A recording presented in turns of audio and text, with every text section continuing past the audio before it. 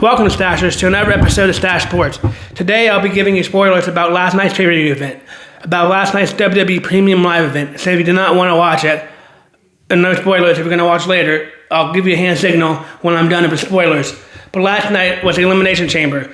For those who don't know, the Elimination Chamber is a match that has 6 participants in it and has 4 different pods, and starts off with 2 people. So each 5 minutes or every time of an interval, the pod opens up and you don't know which pod is going to be, and it's random until the very last one, and the women come in the match. And you have to be pinned or submitted to leave the match. So the women were doing pretty good. They were jumping off the pods and doing stuff off the cage and stuff. Alexa Bliss had pretty good moments, but she got knocked out by a stupid miss by Asuka. Asuka missed her in her face, spit something in her face, and blinded her. So they pinned Alexa Bliss, and Alexa was out. That's who I wanted to win. One of the ones who I wanted to win, but she was out right away. So that wasn't good. But we'll see what happens to that. Well, Raquel Rodriguez came in, and Raquel Rodriguez knocked out 2 women. She knocked out Kiana James, I think is her name. And she knocked out Asuka. 2 pin. That's pretty cool to see a big lady like that knock out 2 ladies at one time. So that's pretty good. But then she got knocked out later on in the fight, and it became down between Rhea Ripley and Tiffany Stratton. I really wanted Tiffany Stratton to win because I kind of want to see what Tiffany Stratton can do, because Tiffany Stratton lost her belt. Tiffany Stratton lost her belt due to injury. So it would have been nice to see what Tiffany Stratton could have done by getting a belt chance again. But Rhea Ripley won. Rhea Ripley won by mashing Tiffany Stratton into the cages and stuff.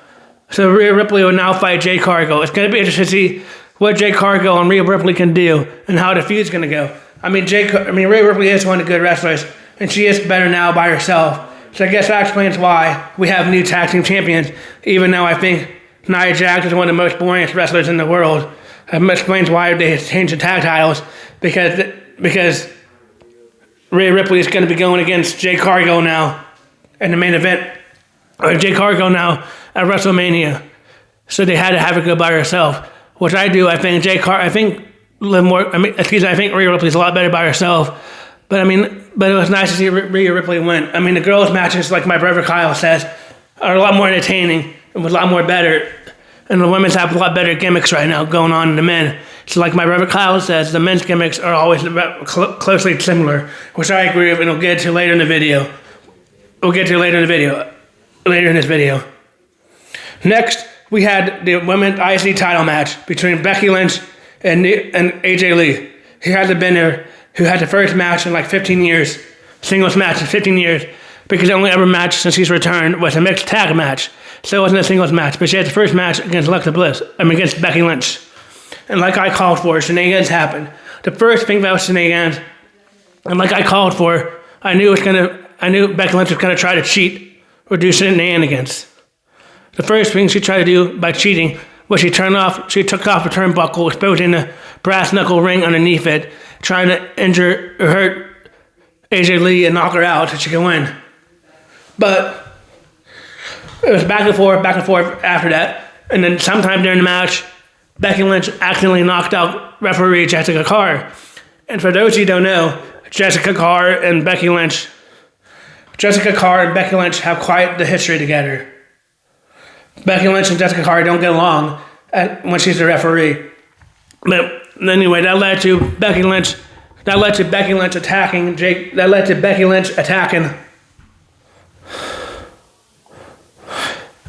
AJ Lee outside the ring, and AJ Lee doing some stuff too. Also, when the ref was knocked out, AJ Lee got into Black Widow, her finishing move, and Becky Lynch tapped out. But since Jessica Carr was napping and was pretending she was hurt and wasn't there, she did not see her tap out. So which led to the other shenanigans outside the ring after that. But anyway, they got back in the ring, and Jessica Carr came back too. It looked like Becky Lynch was going to win, but AJ Lee got out of the pin, which was good. I was really happy for that. AJ Lee got out of the pin, and it ended up using Becky Lynch's earlier tactic of disposed steel knuckle from the turnbuckle and whacked Becky Lynch off of it. And then later on, after a couple minutes of that back and forth fighting, AJ Lee was able to get the Black Widow back in. But this time, the referee is standing right there to see if Becky Lynch tapped. And she did. Becky Lynch tapped. So I want to know in the storyline if you're going to make Becky Lynch say, oh, she was just tapping her on the back and good luck, or whatever, or what Becky Lynch's sad sob story is going to be this time of why she lost. But congratulations to AJ Lee. AJ Lee is well-deserving. A lot of these losers that I talked about earlier that like to comment just to hear themselves comment, who can't be happy about anything in WWE, no matter if Triple H has the best show ever, said that, oh, she's a part-timer. It's like, shut up, losers. She's been out of the league for 15 years. She was injured, I think, or medically retired for the last couple of years, and she finally came back when CM Punk came back. So let's see what she does now, but she has a title belt. Also, she was there like 15 years ago, 10 years ago, whatever it was. So I would have been like 13 or whatever, or younger. She was one of my favorite wrestlers when I was a younger kid. I really liked her when I was a younger kid and really think she's one of the better wrestlers. I'm so glad that she's a champion now. I can't wait to see what she does. And I really hope they don't have her lose her belt at WrestleMania in her first title defense if she doesn't have a title defense before that. Or I guess first major title defense. I mean, I know she might have title defenses on Raw or SmackDown, but her first premium live event title defense will be probably WrestleMania, since that's the next one coming up. So I really hope they don't have her losing. Well, I'm really glad AJ Lee's back. I mean, AJ Lee is one of my favorite wrestlers, and I really like the Black Widow. It's a pretty good move. I mean, it's a lot better than Nia Jax. She just sits on you. But I really do like the Black Widow. I mean, AJ Lee is one of my favorite wrestlers, like I said. I really liked her growing up. I was really upset when she retired and left. But I'm so glad she's back now. I don't know if it's because McMahon's not there anymore, or Triple H is there, or CM Punk came back, but she came back. But I'm so glad that she came back. I mean, she is one of my favorite wrestlers, like I said again and again. But I'm really glad she came back, and I'm really glad she won. I did not expect her to win this time, to be quite honest. I thought Becky Lynch was going to win somehow by cheating, and it would lead to a rematch at WrestleMania. I mean, it could still lead to a rematch at WrestleMania, but this time Becky Lynch is it could still lead to a rematch at WrestleMania, but Becky Lynch is a champion, but Becky Lynch won't be the champion. It's AJ Lee, so it could lead to a rematch. It's going to be interesting to see what she can do. I mean, Becky Lynch had it for a while, even though she lost it to the lady in the Alpha Academy, who I can't remember her name right now. So maybe the lady from the Alpha Academy. Oh, Maxine Dupree, that's it. Maybe Maxine Dupree might come back and try to beat AJ Lee for the title, because she had it before and Becky Lynch took it from her. Or took it back from her, I guess. Because Becky Lynch lost the IC title to Maxine Dupree for a little while. Too short for Maxine Dupree, and then Maxine Dupree just lost it right back to her. So it is nice to see a breath of fresh air and see a new champion for once, and not see the same old champion. But it's nice to see AJ Lee be the champion. I mean, she was all happy. She finally had her first belt back in WWE. Her last belt was a Divas title belt, but it was a butterfly belt. So she finally had the IC title. She's never held the IC title because it's a newer belt. But it's nice she has a belt that's just not a women's title, a butterfly title. But she has a title now. So it's going to be interesting to see what she does with the title. I mean, she might have more wrestling matches than Becky Lynch. Who knows? It's going to be interesting to see what Triple H and company write her on the story and see who they make her feud with. It might be Becky Lynch or a rematch. But like I said, I really hope they don't have her lose in the first premium live event. That will be WrestleMania either night 1 or night 2. Before she wrestles again. But when she has the belt, I hope she doesn't lose it, but we'll see. It's going to be interesting to see who they have fight in the belt. It's going to be interesting to see who they have her fight. I like AJ Lee, so it's going to be interesting to see who they have her fight next. I'm so glad she won. I mean, she's from New Jersey. It's nice to see a United States woman have a title. I mean, Becky Lynch was a good title holder too. She's one of my favorites too. I like her talk, but I can't wait to see what AJ Lee does. AJ Lee has really good mic skills, unlike Nia Jax. So I can't wait to see how she brings out the mic skills and talks. And she's good looking too. So that helps too. But I can't wait to see what AJ Lee does with the title. I mean, that made my night, to be quite honest. The rest of the show could have been complete crap, in my personal opinion. But AJ Lee winning made my night because, like I said, I've been a huge fan of her since day one, since I was a little kid and she was in WWE. I'm so glad she's back now and has a title. I can't wait to see what she does with this title, even if she is a part-timer from these losers that like to complain a lot on the internet. She's a part-timer because I like to complain. I'm a loser. But anyway, it's nice to see AJ Lee win. I'm so glad she won. I'm really glad they did it this time. and were able to do in Chicago, the home place of CM Punk, her husband, to have them both, to maybe possibly have them both have belts at the same time. If CM Punk was able to beat Seth Rollins, able to beat Finn Balor, which we'll get into later in this video. But congratulations to AJ Lee. I'm so glad she won. I'm glad she tapped out Becky Lynch. Can't wait to see what Becky Lynch's lame excuse is going to be on Raw or SmackDown this week when she comes back. But we'll see. I mean, it's nice to see a different champion, and nice to see one change hands. And nice to see a belt like that change hands before WrestleMania. Because sometimes before WrestleMania, you know the belts aren't really going to change hands because they want the cards to be who they have.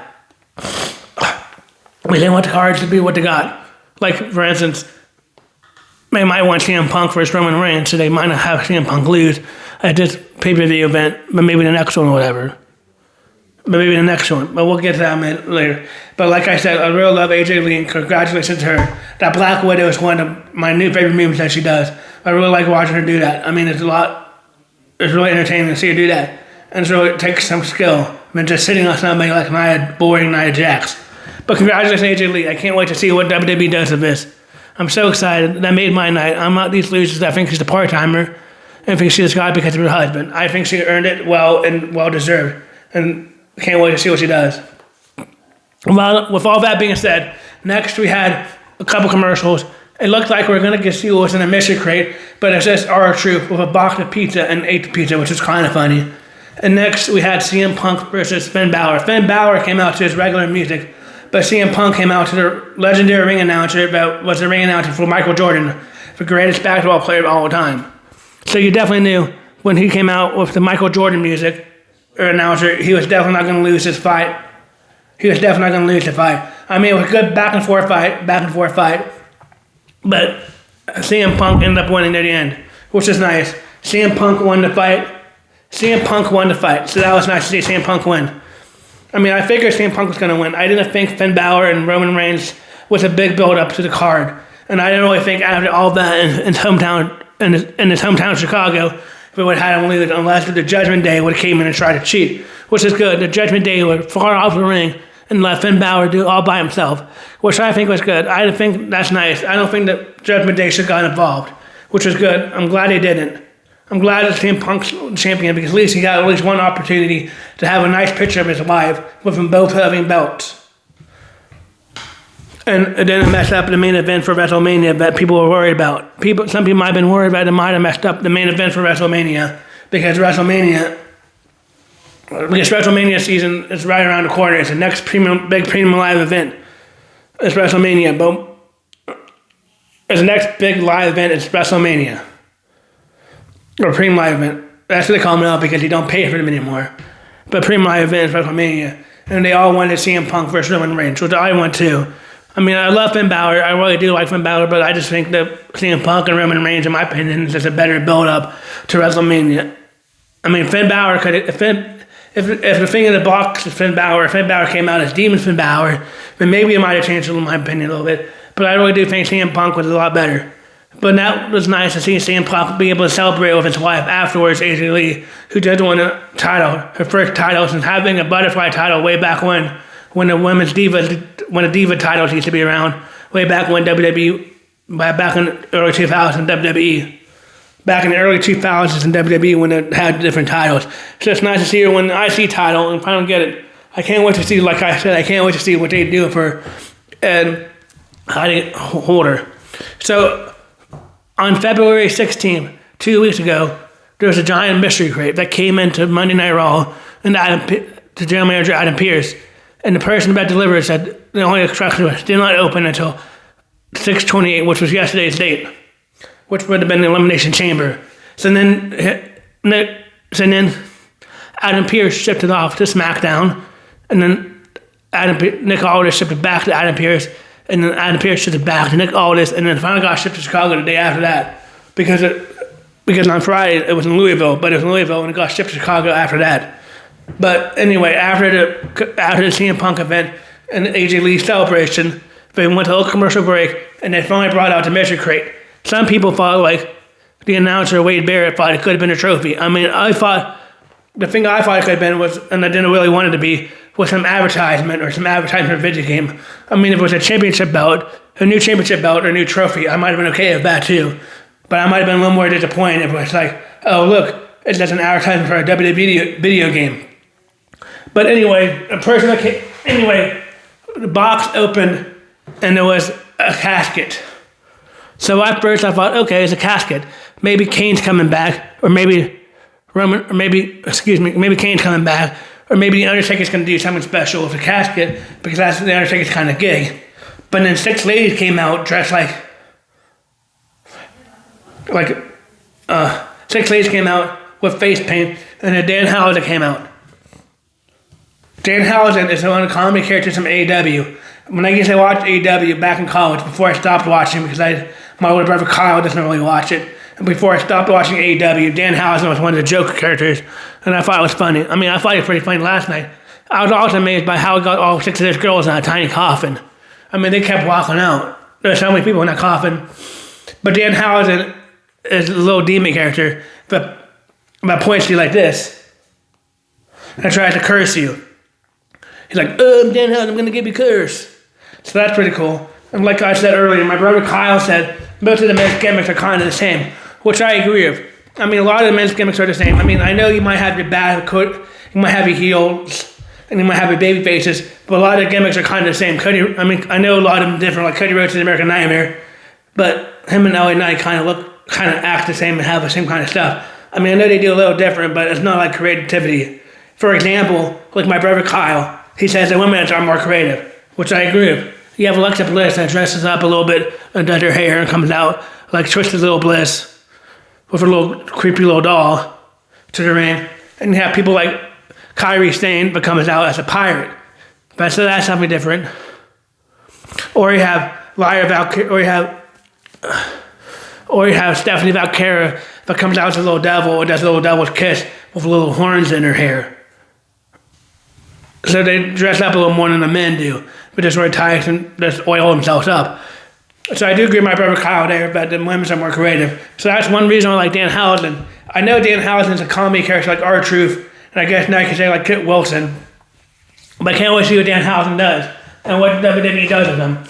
But a lot of these losers, like I said earlier, that like to complain to hear themselves talk, have been complaining so hard today about Dan Housen because they thought this box was there for a whole month, which has only been there since the 16th, which was 2 weeks ago, to be quite honest. And they thought it should have been a lot better hyped up. A lot of people think it should have been Chris Jericho. Chris Jericho is 50 years old, guys. 50 years old. I know that's not old, but in wrestling, sometimes that is a little older because you got to move around your body. And Chris Jericho is a rocker from Fozzy and kind of has that old rocker body where it looks like he had a six-pack from drinking too much beer. I mean, down there, a six-pack down there in his belly area from drinking too much beer. I mean, he's still a decent wrestler, but all you're really going to do get of him is probably one last retirement tour because he likes to do his singing. So really, how much are you going to get and where can you put him in a storyline? I can see R-Truth and Dan Housen being a tag team champions, or being tag teams, maybe not champions, but being tag team and being a goofy tag team. I can see that, or I can't wait to see what they also do with Dan Housen. I mean, I wasn't complaining.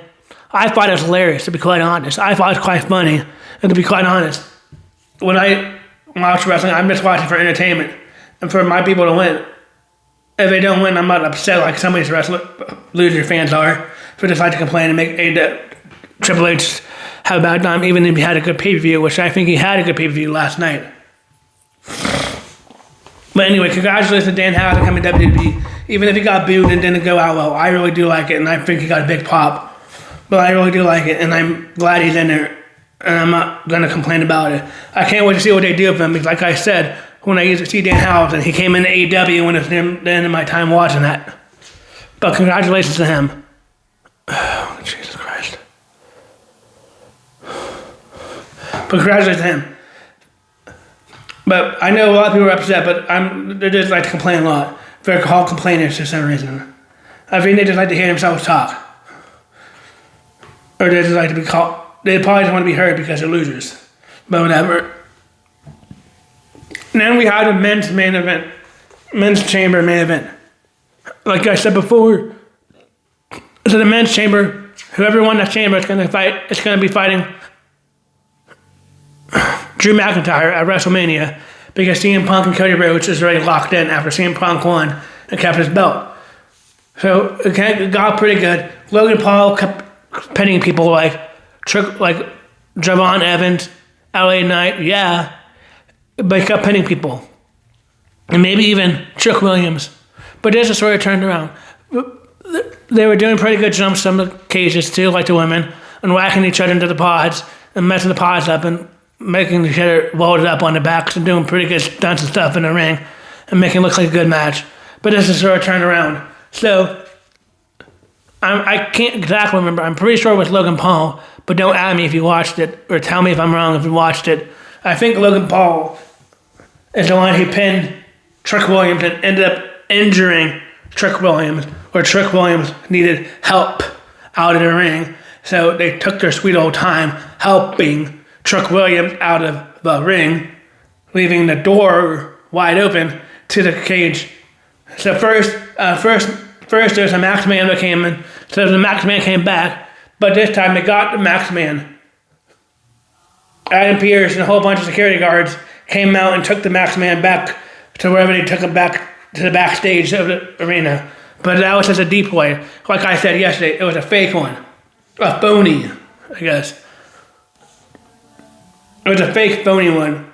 But anyway. So then after they got him out, so after they got the fake Max Man out, they were still trying to help Trick Williams out of the ring, leaving the door wide open. And then another Max Man came in. And this time, there was no security guard, so he got right through into the ring, which is okay. I mean, if the door is open, anything can happen because anything goes. So he came in and he attacked Logan Paul, making Cody Rhodes pin Logan Paul to make the final two Cody Rhodes and Randy Orton, which we'll get back into that later on in the video. But after Logan Paul was getting off the mat and Cody Rhodes was getting a little rest after pinning Logan Paul, the Max Man finally unmaxed himself, and it was it was Seth Rollins. And Paul Heyman's face was like he saw a ghost. But Paul Heyman was upset. I can't wait to see what they do with Seth Rollins. Even though I'm not a big Seth Rollins fan, it made sense. I mean, even though we knew all along it was Seth Rollins underneath the Max, it made sense. Because the new vision is to attack Seth Rollins and put Seth Rollins on the shelf for the last few weeks. So we all knew that it was going to be Seth Rollins, but it's nice to see him get Logan Paul out and make sure Logan Paul didn't win. But that was not the only shenanigans in the ring.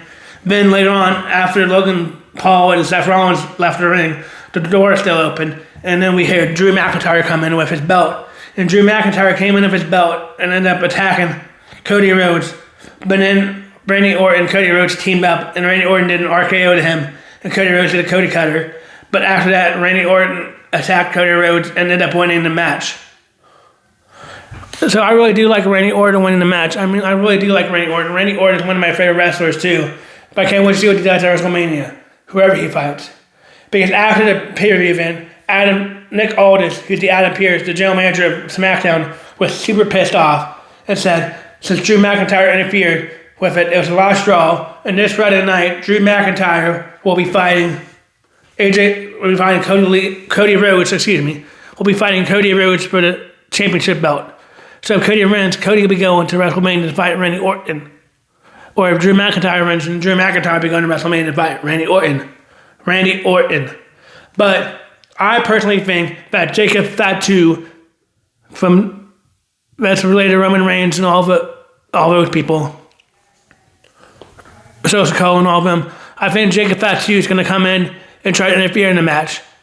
I don't know if it's going to make Cody Rhodes end up winning the match or if it's going to be a disqualification and Drew McIntyre is going to retain or somehow get his belt back. But I do think Jacob Fatu is going to come in. So that's why I'm saying that today on Sunday, a couple days before Friday. But this is my prediction right now on Stache Sports. You heard it here first. If it happens on WrestleMania, I predicted it first. If it happens at WrestleMania, I predicted it first. On Stache Sports. But here we go, Stashers. This Stache's prediction is, so going back to how I said that Jacob Fatu is going to interfere for the match. I think if he does, I think that's going to lead to a fatal four-way which means anything goes. 4 people are trying to fight for the belt. So that means like Cody Rhodes could pin Randy Orton and win the belt, even if Drew McIntyre has a belt. Or Fatu could pin Cody Rhodes and win the belt. So anyway, so here's my prediction. I think it'll be a fatal 4-way at WrestleMania, either night 1 or night 2. I think it'll be Seth Rollins. I think it'll be Cody Rhodes. Excuse me, sorry, Seth Rollins. I think it'll be Cody Rhodes, Randy Orton, of course, Drew McIntyre, and Jacob Fatu in the fatal 4-way to see who wins the belt. And that's the tricky one because, like I said, it doesn't matter if you have the belt or not. If you don't get pinned or submit, you can lose your belt in the fatal 4-way. But I really do like the WWE thing last night. I'm not complaining about Danhausen. I can't wait to see what he does. I mean, he is 5'10" and $180, and he's only 2 inches taller than me. I'm 5'7", I'm like 20 pounds bigger than me because I'm like 160. But it'd be nice to see what he can do. I mean, he's a joker. I can't wait to see him curse people like he did in AEW. I really liked him in AEW, but before I stopped watching, I thought he was really funny. So I can't wait to see how funny he was. And last night he was pretty funny too, so I can't wait to see what he does. And congratulations to AJ Lee again. Like my brother Kyle said, at least Danhausen is something different compared to all the other ones and has his own unique character and does it by himself. And I can't wait for Kyle to hear him talk too because he even talks funny. Last night, the Pittsburgh Penguins had a 2-0 lead going in the third period, and we yet again had a third period woes. That's happened a lot this year, where the Penguins, even with Sidney Crosby, have had the third period woes. And they went to overtime, and they cannot get a shot in overtime. And we know that they're pretty awful this year in shootouts. I don't know why that is, but they're not good at shootouts. They really need to fix that soon. But they're not good at shootouts, and they lost to the Rangers, which is a tough loss about Sidney Crosby because the Rangers are one. Even though the Rangers have the coach that won the gold medal, they're not one of the better teams, so we should have won that game. But anyway, that stinks. The Penguins are winning 4-0 now. That's good. Ben Kendall got the first goal. It's nice to see Ben Kendall score. He's only 18 years old. He could be maybe the next Sidney Crosby if he keeps going this well. He's only 18 years old. Chirkov scored, or Chirkanov, however you say his name. Igor Chirkaboy, whatever. The guy we got from the Columbus Blue Jackets. Who would have thought that Chirkaboy would be this good? This is looking like another great Kyle Dubas trade this year. Brian Russ scored on the power play. That's good. And assisted by Eric Carlson and Evgeny Malkin. And then another power play where Ricardo Hell scored, assisted by Eric Carlson and Brian Russ. That's nice to see them have gold. We're at 4-0. Let's hope they don't screw this up like they did last night. I mean, 4 is a lot better than 2. So let's hope we don't screw it up. We don't need another third period row. And we're playing a lot better team in Las Vegas that's a lot more stacked than the New York Rangers. But we'll see. We also have the NHL trade deadline coming up, so we'll see if the Penguins do anything. But right now, the Penguins are winning, and I think they're going to win, and I'll watch the rest of the game after this video. They're going to win. They're winning 4-0. Let's see if Arthur Sheloff is doing really good right now. Knock on wood, he holds his shutout. But Arthur Sheloff is looking like one of the great goaltenders. Who would have thought that Arthur Sheloff, who we got from a trade, will be this good? Arthur Sheloff is looking like a great goaltender. And you know what's funny? I saw a stat the other day, going off subject, that Tristan Jarry for the Edmonton Oilers got benched yet again a couple of days ago, and his save percentage is really pathetic this year. So it looks like the Penguins have won that trade, in my opinion. They traded Gulak for Gerard and got another second-round pick. They got a couple of second-round picks. I mean, nice to see what Sam Girard can do when Sam Girard has more time in the Penguin system. But at least he's here for more than 1 year, which the guy who we traded for would have only been here for 1 year, Brian Gulak. I think the Chicago Blackhawks beat the Utah Mammoth today. I think the Jets beat the Sharks. I think the Penguins hold off and win. I think the Winnipeg Jets win against the Minnesota. Oh my Lord.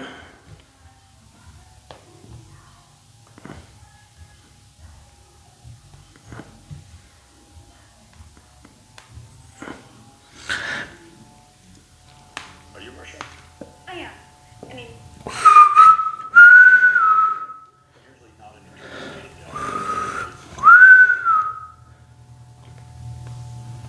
I think the Penguins win, like I said. I think the Blackhawks win. I think the Blues win over the Wild. I think the Jets beat the Sharks. I think the Panthers beat the Islanders. I think the Flames beat the Ducks tonight. And I think the Penguins hold off and win in the third period. I don't have first period well, but let's hope not. And let's hope I have a positive attitude tomorrow when I come on this podcast.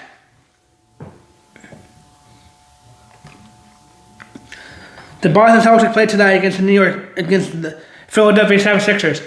I think Derek White and Jaylen Brown are too much for 76ers to handle. And I think maybe Sam Hauser or Peyton Pritchard show up tonight. I think Boston breaks off the Sixers tonight.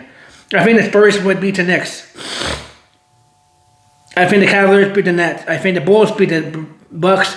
I think the Nuggets beat the Timberwolves. I think the Pacers beat the Grizzlies. I think the Hawks beat the Trailblazers. And the Kings beat the Lakers.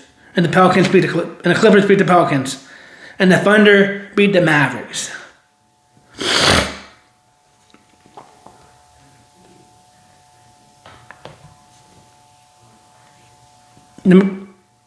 I think Purdue beats Ohio State, and I think Michigan State beats Indiana.